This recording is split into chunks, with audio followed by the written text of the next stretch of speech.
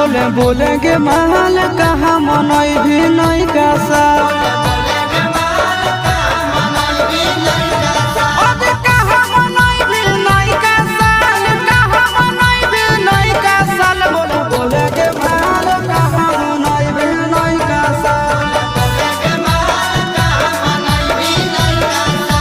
बोले के महल कहाँ मनई भी नहीं का साल